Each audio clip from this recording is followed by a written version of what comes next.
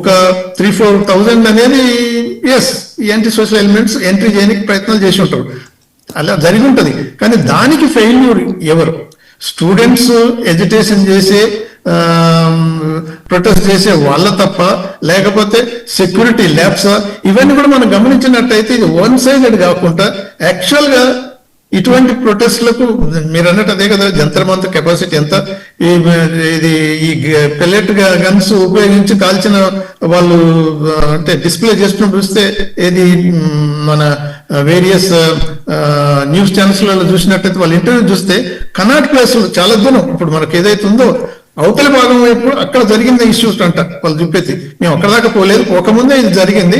మళ్ళీ ఏదైతే pellet guns వాళ్ళు పేల్చారో అవి ఏం జరుగుతుందో తెలియక ఇట్లా చేపెడితే ఇట్లా రక్తం వచ్చేసింది, పెయిన్ వచ్చేసింది ఒక అమ్మాయి చెప్తున్నది, ఇంకొక అబ్బాయి చెప్తుంది. ఇటువంటివన్నీ జరిగినాయి అని అంటే there is some what ever miss management మన సెక్యూరిటీ సైడ్, పోలీస్ సైడ్ అయితే. రెండు అంశాలు అంబాసిడర్ గారు ఇక్కడ ఏంటంటే, ఇన్స్టాగ్రామ్ లో ప్రధానమంత్రిని నోటికొచ్చినట్టు అమ్మబూతులు తిడుతూ వీడియోలు చేసినప్పుడు వాళ్ళ ఫేస్ ని డిస్క్లోజ్ చేయడానికి వాళ్ళకి ఎలాంటి అభ్యంతరాలు లేవు. ఆధార్ కార్డులు చూపించుకున్నప్పుడు అభ్యంతరాలు వచ్చినాయి. ఎందుకు పోలీసులు ఆధార్ కార్డులు చూపించమన్నారు? To cross check the presence of anti social elements if anybody is there అనేది చెక్ చేసుకోవడం కోసం. ఇవి చెప్పలా. ఇన్స్టాగ్రామ్ లో మాత్రం వర్టికల్ వీడియోలు పెట్టారు అన్నరాని భాషలో. అసలు అమ్మాయిలు మాట్లాడే భాష అబ్బాయిలే మాట్లాడటానికి సిగ్గుపడతారు, అమ్మాయిలు మాట్లాడే. ఆ అమ్మాయి వచ్చేసి చివరికి నేను అపాలజీ చెప్పుకుంది, నేను ఇన్ఫ్లుయెన్స్ అయ్యి చేశాను, అది మైండ్ గేమ్ బ్రహ్మాండంగా ఆడింది సిజేపీ. అలా ఇన్ఫ్లుయెన్స్ చేయడం కోసం ఇన్స్టాగ్రామ్ని ప్లాట్ఫామ్ని ఉపయోగించుకుంది.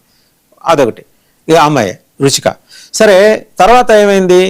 వీళ్ళు అవి నేరుగా ముఖాలు చూపించి మాట్లాడటానికి ఒప్పుకున్న వాళ్ళు ఐడెంటిటీ కార్డ్స్, వాళ్ళ ఆధార్ కార్డ్స్ చూపించడానికి పోలీసు అడిగితే మమ్మల్ని అడుగుతారా స్టూడెంట్స్ని? అతను ఏమంటాడు? చూపుడు వేలు చూసి బెదిరిస్తున్నాడు సౌరదాస్ సుప్రీంకోర్టుని, నువ్వెవరు మాకు చెప్పడానికి. ట్వీట్ బహిరంగంగా ట్వీట్ చేశాడు. ఇంకా సుప్రీంకోర్టు ఒకవేళ సుమోటో తీసుకుంటే దాని తీవ్రత చాలా వేరుగా ఉంటుంది. ఒక్కసారి డాక్టర్ జితేంద్ర సింగ్, జేపీ నడ్డా పిలిచి మాట్లాడేసరికి కొమ్ములు వచ్చేసినాయి, భూమికి 4 అడుగులు పైన నడుస్తున్నారు వీళ్ళు. అంబాసిడర్ గారు ఇప్పుడు ఒకటి, ఇప్పుడు వన్ సైడెడ్ వ్యూ తోటి ఏది మనం తీసుకోవద్దు, ఉన్నమాట చెప్తున్నాను. There was a problem repeatedly happening. అందుకనే ఇంత ఫ్రస్ట్రేషన్ వచ్చింది ప్రజల్లో. ఇప్పుడు నేను యాజ్ ఎ పొలిటికల్ ర్యాలీస్ ఇవన్నీ పార్టిసిపేట్ చేసినప్పుడు చాలా వరకు ఆర్గనైజ్డ్ ఉంటాయి, చాలా వరకు మనకు అందరికి తెలిసిందే. Money flows like anything. Beer, biryani, బత్తాలు లేకుండా ఎవరు ఏది పొలిటికల్ ర్యాలీలు వచ్చేటట్టు లేరు. అయినా కానీ లక్షల పైన వచ్చి ఉన్నారంటే అది అంత స్పాంటేనియస్, అది అంత రివోల్ట్, అంత వ్యతిరేకత ఈ గవర్నమెంట్ మీద. అది స్పాంటేనియస్. ట్వీట్ కూడా స్పాంటేనియస్ అంటారా? అతను చదువుకు విద్యాధికుడు, జర్నలిజం చేసేవాడు, ఇన్వెస్టిగేటివ్ జర్నలిస్ట్. ఆ ట్వీట్ కూడా స్పాంటేనియస్ గా చేశాడంటారా? ఇప్పుడు మీరు అనేది ఒకళ్ళ ఇద్దరు, సరే ఏదో లీడర్లే కావచ్చు, లేకపోతే ప్రొటెస్టర్సే కావచ్చు. ఫర్ ఎగ్జాంపుల్ మీ అమ్మాయి గుర్తుగా అన్నది ఏదో, ఇది 15 ఏళ్ళ అమ్మాయి, ఓకే, కోపంతోటో లేకపోతే మిస్గైడెడ్ ఏదో అలాంటి వ్యాఖ్యానాలు చేసినప్పుడు క్రిమినల్ కేసులు పెట్టి, అమ్మాయి మీద కాదు ఇప్పుడు మొత్తం. ఇప్పుడు ఏమన్నారు డిస్కషన్ అయినప్పుడు, ఓకే మీరు అన్నాడు ఏది నడ్డాతోటి, మన జితేంద్ర సింగ్ తోటి మాట్లాడేసరికి కొమ్ములు వచ్చినాయనే ఒక పద్ధతి అవుతున్నాడు. వాళ్ళతో జరిగిన ఏదైతే డిస్కషన్స్ అయినాయో, అగ్రిమెంట్స్ అయినాయో దాని ప్రకారం ఏమన్నారు, ఓకే 2 ఏది కేసులు ఏమి ఉండకూడదు, వి డోంట్ హెరాస్ అన్నారు. తర్వాత ఇది ఏదైతే మన ఎడ్యుకేషన్ మినిస్టర్ రిజిగ్నేషన్ గురించి ఆలోచిస్తామని నెక్స్ట్ డే అనౌన్స్ చేశారు, దట్ ఈస్ ఓకే. దాని తర్వాత ఇది చనిపోయిన వాళ్ళకు ఏదో అంటే ఇది సూసైడ్ చేసుకున్న వాళ్ళ ఫ్యామిలీస్కి ఏదో చేస్తామన్నారు, దట్ ఈస్ ఫైన్. దాని తర్వాత మాత్రమే లిప్ సింపతికి అన్నట్టు కానీ ఇంప్లిమెంటేషన్కి వచ్చేసరికి చూసాం కదా, బీహార్, వెస్ట్ బెంగాల్, ఈవెన్ ఢిల్లీ, ఎక్కడెక్కడ చూసినట్టయితే వాటర్ సప్లై చేసిన వాళ్ళకి కూడా మొత్తం ఫ్యామిలీస్ పోలీస్ స్టేషన్ పిలిపించి అరెస్ట్ చేస్తున్నారు ఢిల్లీలో కూడా. అది తప్ప పోనీ పిల్లలు ఏదో ఉన్నారు, ఇది అదిరిపోయేంత టెంపరేచరు ఈ వేసవిలో ఏదో పోతారని ఎవరికో ఏమంటారు అని అంటే చారిటీ బేసిస్ మీద వాటర్ పెట్టి పంపిస్తారు, లేకపోతే ఏదో తిని పదార్థాలు పంపిస్తారు. వాళ్ళ ఫ్యామిలీస్ వాళ్ళు మొత్తం ఇప్పుడు అంతా హెరాస్ చేసి పోలీస్ స్టేషన్ లో పిలిపించి ఎంక్వైరీస్ అంటే ఇవన్నీ అవసరమా? మార్చండి సార్, చట్టాలు మార్చండి. ఇప్పుడు మీరు ఒక పార్టీ, బాధ్యత గల పార్టీలో బాధ్యత గల పదవిలో ఉన్నారు. పోలీసు వాళ్ళు రోడ్డు మీద యాక్సిడెంట్ అయినప్పుడు చూసినవాడు సాక్ష్యం చెప్పాలని వెళ్తే వాడిని 70 సార్లు పిలుస్తారు. అది హెరాస్మెంట్ అయినప్పుడు ఇది కూడా హెరాస్మెంట్, అది కానప్పుడు ఇది కూడా కాదు. ఏదండి, don't say all those things, don't compare. చెప్పకూడదు, కంపేర్ చేస్తారండి వాళ్ళు. కంపేర్ చేసినప్పుడు నేను కూడా చేస్తా. అదే అందుకనే కంపేర్ చేస్తారు, ఖచ్చితంగా కంపేర్ చేస్తారు. మీరు సుప్రీం కోర్టుని వేలెత్తి చూపించిన సౌరవ్ దాస్ ని ఏమంటానికి మీకు అసలు మాటలు అట్లా. నాకు I'm astonished, you are a diplomat. Not commenting. ఒక్క నిమిషం, మీరు ఏమన్నారంటే రోడ్డు మీద ఏదో యాక్సిడెంట్ పడిపోయిన వాళ్ళకు ఏదో సాక్ష్యాన్ని గురించి తీసుకుని హాస్పిటల్ పెట్టిన వాళ్ళు చాలా కాలం ఎరాజ్ చేశారు. అందుకనే సుప్రీంకోర్టు కూడా ఆర్డర్స్ ఇష్యూ చేసింది. They should not even call for the witness and then helping people to the hospital. వాళ్ళు ఏదో దయదలిసి తీసుకుని ఇవాళకి జరుగుతోంది, కానీ అది ఇవాళకి జరుగుతోంది అదే పద్ధతి. చట్టాలు మార్చండి.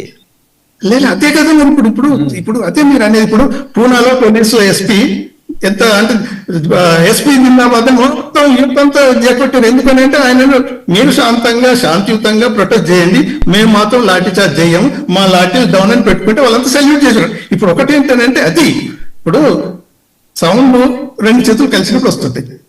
ఒక చెయ్యి వచ్చినా కానీ ఒక చెయ్యి కొద్దిగా ఓపికతో ఉన్నప్పుడు రాదు. అందుకనే పోలీసు అనేది, ఇది గవర్నమెంట్ అనేది మోర్ రెస్పాన్సిబుల్ గా ఉన్నప్పుడు ఈ తక్కువ జరుగుతాయి.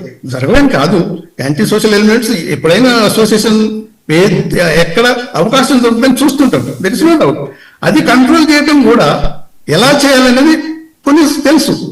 అందుకని ముందు చెప్పాను కదా, ఈ వైలెన్స్ జరగక ముందు దాని ప్రిపరేషన్స్ ఎలా జరిగినాయి అవన్నీ పోలీసుకు తెలుసు. ఇంచుంచు వాళ్ళు గమనిస్తుంటారు, ఢిల్లీలో మనకంతా తెలుసు. సో ఇప్పుడు కూడా అంత అయిపోయినాక కూడా ఇప్పుడు పోలీస్ హెరాస్మెంట్ అనేది ఎప్పుడైతే ఈ స్టూడెంట్స్ మీద, సరే ఒకటి ఏంటంటే సుప్రీంకోర్టు అనేది, ఈవెన్ హైకోర్టు కూడా అనేది ఏంటంటే ఎవరైతే క్రిమినల్స్ ఉన్నారో ఎంటర్ అవుతారు, క్రిమినల్స్ కనుక ఎస్టాబ్లిష్డ్ క్రిమినల్స్ ఎంటర్ అయినప్పుడు వాళ్ళ మీద ఉన్నప్పుడు మాత్రం వాళ్ళకి మాత్రం మాఫీ ఉండదు. ఆల్ ఎజిటేటర్స్ మిగతా వాళ్ళందరికీ మాత్రం కేసులు ఉండకూడదు అనేది ఓకే ఫైన్. రైట్ అండి, మళ్ళీ వస్తాం మీ దగ్గరకు ఒకసారి. కల్నల్ పరమేశ్వర్ గారి దగ్గర. కల్నల్ పరమేశ్వర్ గారు, మీరు మాట్లాడే ముందు బెంగాల్ HTF ఆఫీసర్ ఒక ఆయన మాట్లాడారు, స్పెషల్ టాస్క్ ఫోర్స్. ఏమంటే ఢిల్లీలో CJP నిరసన ప్రదర్శనలోకి పోలీస్ యూనిఫామ్ లో జొరబడి విధ్వంస చర్యలు చేపట్టేందుకు అరెస్ట్ అయ్యాడు ఆయన, హమీం మండల్ అనే అతన్ని. పాకిస్తాన్ హ్యాండ్లర్స్ అతనికి సపోర్ట్ చేశారట. ఒకసారి చూడండి, అంటే ఎక్కడెక్కడి నుంచి వచ్చినాయి ఈ యాంటీ సోషల్ ఎలిమెంట్స్ అనే దానికి బెంగాల్ HTF ఆఫీసర్ మాట్లాడుతున్నారు. ఒకసారి చూడండి. সাথে আমরা এটাও দেখলাম কি দিল্লিতে যে আমাদের যে যন্তর মন্তরে যে রিসেন্টলি স্টুডেন্ট প্রোটেস্ট হলো সেখানে দে ওয়ার আস্কিং হিম কি ও পুলিশ ইউনিফর্ম কোনো মতো অ্যারেঞ্জ করে ওখানে গিয়ে একটা কোনো নাশকতার একটা প্ল্যানিং ছিল, কোনো একটা ডিস্টারবেন্স ক্রিয়েট করার প্ল্যানিং ছিল। তার ছাড়াও আমরা দেখলাম কি কয়েকটা আরো এদের প্ল্যানিং মধ্যে ছিল, যেটা যার মধ্যে কিছু পুলিশ পার্সোনালস, কিছু পলিটিক্যাল পার্সনস আর এরকম কিছু টার্গেটস গুলো ঠিক করা হচ্ছে। আর এর মধ্যে পুরো র্যাডিক্যাল প্রপাগান্ডা ইনভলভ ছিল, এদের মধ্যে ব্রেন ওয়াশিং ইনভলভ ছিল।